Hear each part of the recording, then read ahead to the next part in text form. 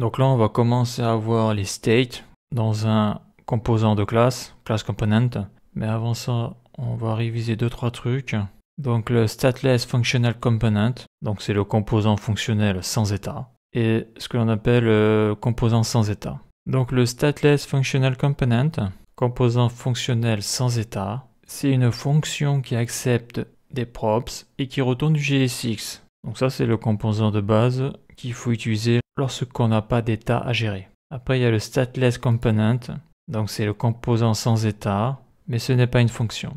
Donc c'est une classe. Donc est une classe qui extends component react.component, mais qui n'utilise pas de state interne. Donc souvent le terme de state on ne le traduit pas au lieu de dire état, parce qu'on le verra après, mais dans la classe on le définit par tease.state. Donc c'est un terme technique state. Donc pour un composant sans état, on privilégie la fonction. Donc lorsque l'on n'a pas d'état à gérer, on pourrait faire une classe. Le seul souci c'est que pour faire une classe, on doit quand même ajouter beaucoup de code par rapport à une stateless functional component. Donc par rapport à un composant fonctionnel sans état. D'ailleurs, je crois que je vais arrêter de le traduire ce truc là parce que dans tout ce qui est doc et tout, on te parle toujours de stateless functional component et de class component. Donc ça, c'est les termes techniques qu'il faut retenir par cœur. Et dès qu'on veut approfondir dans React, on est obligé de passer par l'anglais. Donc lorsque l'on a un composant de base qui ne gère pas les états, eh bien il faut utiliser la fonction. Et si on a un état, soit on utilise la classe, ou alors avec les hooks, on peut aussi utiliser une fonction, mais il va falloir utiliser les hooks. Et ça, les hooks, ça se voit en dernier. Donc après, on a les props sont en lecture seule.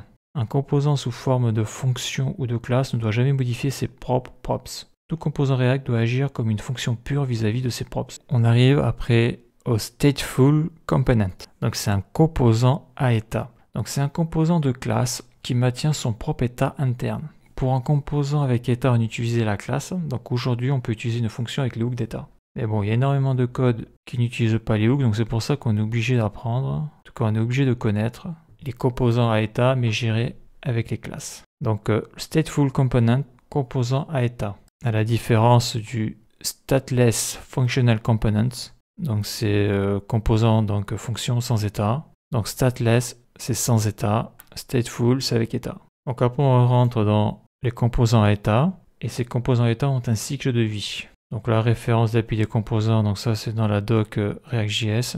Alors l'état local est similaire aux props, mais il est privé et il est complètement contrôlé par le composant. L'état ou le state comprend toutes les données dont le composant a besoin de connaître et qui peuvent changer avec le temps. Donc voilà, donc l'état, suivant les actions qui sont exécutées sur le composant, l'état peut changer. Le composant va réagir au changement de state et va mettre à jour ce que va afficher le composant. Donc pour créer un état dans un composant, donc il faut le faire dans un composant de type classe.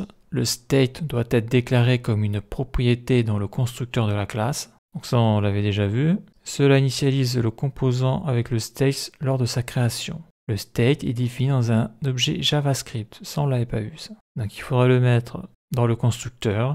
Et dans le constructeur il faudra marquer donc le tease.state. Donc après on met l'objet JavaScript et dedans on met sa propriété, donc sa key et sa value. Et en principe, on peut en mettre plusieurs propriétés. Donc le code, donc classe, le nom de la classe, extends, donc là, react.component. Donc moi, j'utiliserai que le component parce que je fais l'import dans le fichier. Donc après, on appelle la fonction constructor. Dedans, on y met le paramètre props. Dans la fonction constructeur, on met la méthode super avec comme paramètre props à l'intérieur, point virgule. Et après, on écrit le tease.state. Donc là, j'ai ouvert l'accolade. Cette accolade-là ferme la fonction constructeur qui est ici. Et donc là dedans, par exemple, j'ai mis date, new date. Donc ça, c'est l'exemple de React, ça, de la documentation React qu'on le verra plus tard. Et donc ça va m'afficher la date dans mon composant. Par contre, cette date ne bougera pas, elle sera fixe. Quand je dis cette date, c'est par exemple aussi, c'est pareil pour afficher l'heure, les secondes.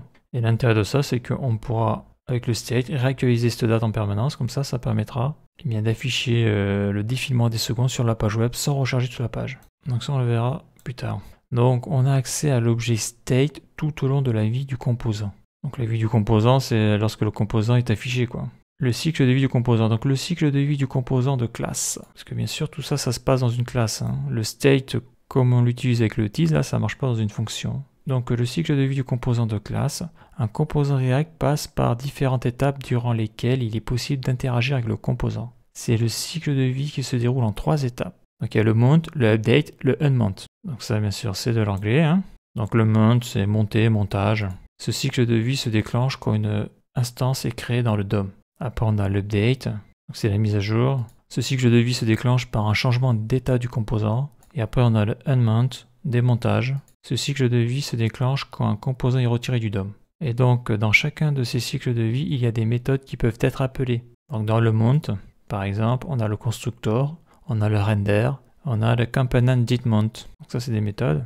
Donc dans l'update, on peut avoir le should component update, le render, le component didUpdate. Donc ça on le verra plus tard aussi, à l'utilisation dans VS Code. Et après on a le unmount, le component will unmount. Donc on peut ajouter un état local à une classe, c'est ce que je vais faire après. Donc il faut remplacer le teaseprops. Donc ici c'est l'exemple avec date, avec tease.state, donc le tease.props que l'on avait mis dans le JSX, on va le remplacer par le tease.state. On ajoute un constructeur de classe qui initialise tease.state. Donc voilà, donc ça c'est l'exemple du React JS. Donc on a le render, return, donc dedans le tease.props.date on le remplace par tease.state. Ici on a une classe là, clock2, et là on voit que dans le constructeur on fait un tease.state et là il marque date, la key, et là ils y mettent une fonction. Donc maintenant on va voir ça dans VS Code. Donc là je vais aller sur mon component headers. Dans ça je vais le remettre actif. Donc là je fais un CTRL U. Donc là j'ai bien le constructeur, j'ai bien le paramètre props à l'intérieur, j'ai bien là la méthode super avec le props à l'intérieur, tout est bon. Donc là il nous disait qu'il fallait changer le tease.props en tease.state. Je vais faire la même chose ici. Donc là par contre je vais virer les index là, parce que là ça va pas le faire. Voilà. Donc là il me dit qu'il peut pas lire la property user. Donc après ici là, je vais mettre le state, je vais le définir, donc tease.state. Donc c'est un objet JavaScript. Donc dedans par exemple je vais mettre user, je vais mettre une chaîne de caractères, tmetlardi. Est-ce que ça marche? Voilà. Donc là pour le moment c'est un peu le même résultat que ce qu'il y avait précédemment avec le tableau là. Donc ça je vais le désactiver, ça je vais le supprimer, j'actualise. Le console log je le désactive parce que j'avais une erreur à cause du console log. Donc voilà, donc le tableau il est désactivé, donc là je retourne sur le header. Donc là ce qui s'affiche ici, là, je suis tmetlardi et tmetlardi, eh bien ça vient du state, donc c'est un objet. Cet objet est défini dans le constructeur et le tmetlardi vient de là. Après ce que je peux faire c'est ça, je vais créer user2, et je vais mettre e-génie climatique. Voilà, donc là ici là, il n'y a rien qui bouge. Hein. Et bien là si je mets state user2, et bien ici on voit que e-génie climatique s'affiche. Car dans le console log du tease, on va voir ce qu'il y a dans le state. Donc là, je suis dans le console log du tease ici, donc je clique ici. Là, on voit que j'ai les props. Donc là, on voit que dans les props, je n'ai plus rien. Alors qu'avant, dans la vidéo précédente, on avait vu que dans les props, on avait le user. Là, maintenant, on n'est plus dans les props. Au niveau des données, on est dans le state. Et on voit que dans le state, j'ai deux propriétés ici.